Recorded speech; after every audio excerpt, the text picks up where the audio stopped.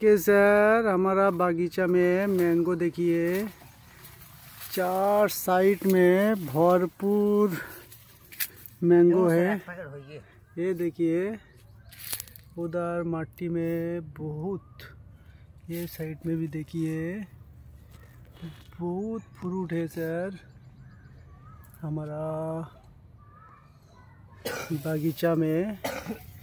ये देखिए सर,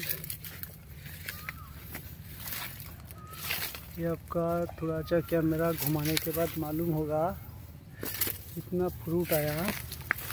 ये देखिए सर, फ्रूट और फ्रूट कलर देखिए,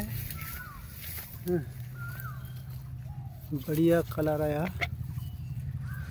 ये फिलहाल मेरा पास अवेलेबल मिल जाएगा सर। हमारा बागीचा है टोटल 3000 मदर प्लांट। ये देखिए सर, फ्रूट और फ्रूट।